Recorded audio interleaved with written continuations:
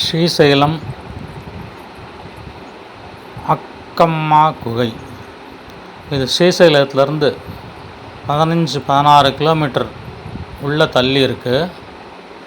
பாதாள கங்கை அப்படிங்கிற இடத்துல இருக்கிற படகு துறையிலேருந்து படகுல இந்த குகைக்கு போகிறதுக்கு 1 மணி நேரம் ஆகுது. 10 கிலோமீட்டர் ஸ்பீடில் படகு மெதுவாக போகும். இது ஏரிக்கு நடுவில் கிருஷ்ணா நதி. இந்த கிருஷ்ணா நதி நீருக்கு நடுவில் இந்த படகு ஒரு மணி நேரம் இல்லை 1.5 மணி நேரம் போகும். அழகான இயற்கை காட்சிகளை ரசிச்சுட்டே போகலாம். இந்த அக்கம்மா தேவி அப்படிங்கிறவங்க ஷிமோகாவில் பிறந்தவங்க. இவங்கள கௌஷிகன் அப்படிங்கிற மன்னன் இவங்களோட அழகில் மயங்கி இவங்களை கல்யாணம் பண்ணிக்க விரும்புகிறான். இந்த அக்கம்மா சின்ன வயசுலேருந்தே சிவபக்தை. சிவனை நினச்சிட்டு எப்போதும் தியானம் பண்ணிகிட்ருக்காங்க. ஆனால் இந்த மன்னன் கொடுத்த ப்ரெஷரில் அவங்க அப்பா அம்மா மன்னனுக்கு கல்யாணம் பண்ணி வைக்க சம்மதிக்கிறாங்க. இந்த மன்னனை என்னை கல்யாணம் பண்ணிக்கணுன்னா 3 கண்டிஷன் நான் போடுவேன், அதுக்கு ஒத்து வந்தால் தான் நான் அவர் கூட இருப்பேன் அப்படிங்கிறா அந்த அக்கம்மா. ஆனால் அந்த மன்னன் அந்த அக்கம்மாவோட கண்டிஷனில் மதிக்காமல் மீறுறனால இந்த அக்கம்மா என்ன பண்ணிடுறாங்க, இந்த அக்கம்மா குகைக்கு சிவனை நினச்சி தியானம் பண்ணுறாங்க.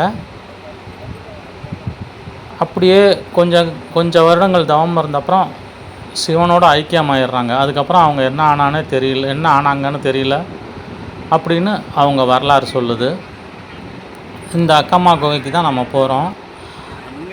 இது கார்த்தால 10:30 மணிக்கு ஆகாச கங்கை அப்படிங்கிற இடத்துலேருந்து படகு புறப்படுது. கவர்மெண்ட் அதுக்கான ஏற்பாடு பண்ணியிருக்கு. இந்த ஆகாச கங்கைங்கிற இடத்துக்கு மேலே ரோட்டிலேருந்து நம்ம இறங்கி வரணும். இது ஸ்ரீசைலம் அணை. இது இப்போ நம்ம பார்க்குறது தான் ஸ்ரீசைலம் அணை. இந்த அணையோட நீர்பிடிப்பு பகுதி கிருஷ்ணா நீர். அதில் தான் நம்ம படகுல போய் அக்கம்மா குகைக்கு போக போகிறோம். இந்த பாதாள குகைக்கு வரத்துக்கு படிக்கட்டும் இருக்குது. ரோப்பு முன்னாடி இருந்தது ரோப் கார், இப்போ அது இல்லை. இதுதான் பாதாள குகைக்கு போகிற வழி. படகுல பயணம் செஞ்சு இந்த பாதாள குகைக்கு நம்ம போகிறோம். இது ஒரு 10 நிமிஷம் ஆகும் மலை மேலே ஏறி போகிறதுக்கு. நாங்கள் 10:20க்கு புறப்பட்டோம். இப்போ மணி 11:20. 1 மணி நேரம் ஆயிடுச்சு இங்கே வரத்துக்கு.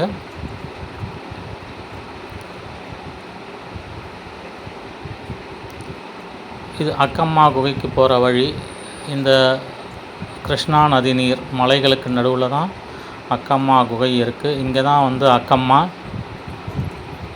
சிவனை நினைத்து தியானம் பண்ணி சிவனோட கலந்தாங்க. இந்த குகைக்கு பக்கத்தில் சில குடிசைங்கள்லாம் இருக்குது. இதிலலாம் எப்படி மக்கள் வாழறாங்கன்னு தெரில.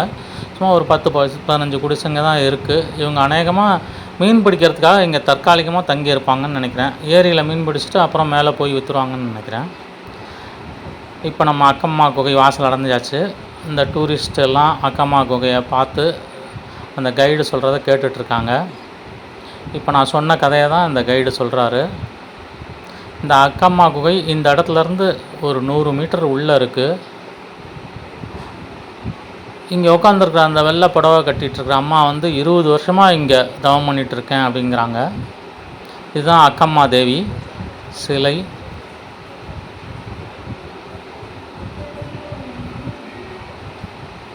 இதுதான் பிரம்மாண்டமான வளைவு.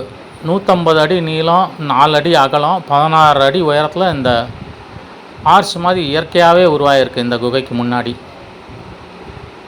பார்க்கவே பிரம்மாண்டமாக இருக்குது. இதுதான் இயற்கையாக உருவான குகை. ஸ்ரீசைலம் மலைத்தொடரில் இந்த குகை இருக்குது. ஸ்ரீசைலத்துலேருந்து 16 கிலோமீட்டர் தொலைவில் நம்ம படகுல வரணும்.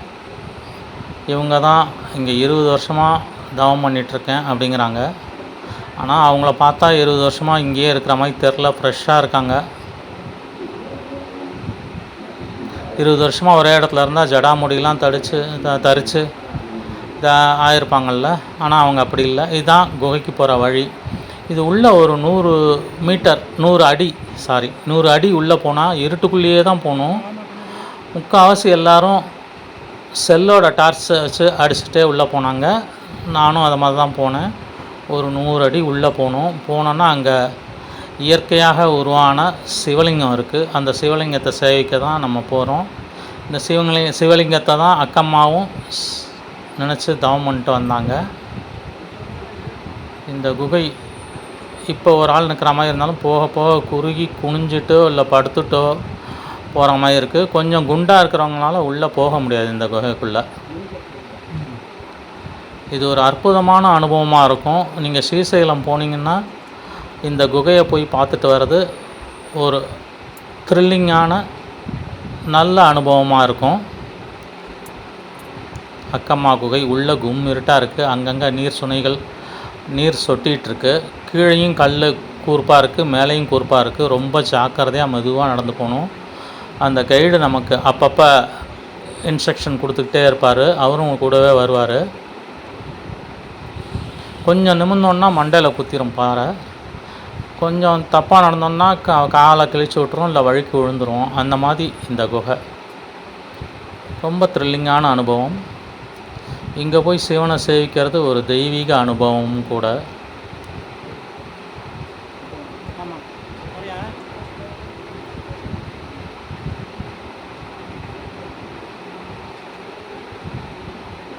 உள்ளே எப்படி போகுது பாருங்கள், குறுகிய இடம். இந்த இடம்லாம் ஒரு குண்டான மனுஷனால் உள்ளே போக முடியாது.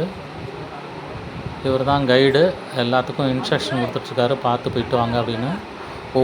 இதுக்கு மேலே ஒவ்வொருத்தராக தான் உள்ளே போய் சேவிச்சிட்டு வர முடியும். இவர் குழந்தைய வச்சுருக்கனால உள்ளே போகாமல் வெளியிலேருந்தே பார்க்குறாரு. இதுக்கு அப்புறமும் ஒரு 15 அடி உள்ளே போகிற மாதிரி தான் இருக்குது. ஆனால் ரொம்ப குறுகலான இடம்னால அவர் குழந்தைய வச்சுட்டு இங்கேருந்தே குழந்தைக்கு கட்டுறாரு.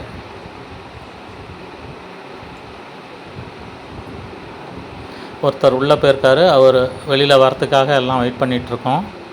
அவர் வந்த விட்டு தான் அடுத்தவர் போக முடியும். இதை மாதிரி ஒரு போட்டுக்கு 40 அல்லது 50 பேர் கூட்டிகிட்டு போகிறாங்க. 10:30 மணிக்கு போனோன்னா திரும்பி வரத்துக்கு 2 மணி ஆகிடுது.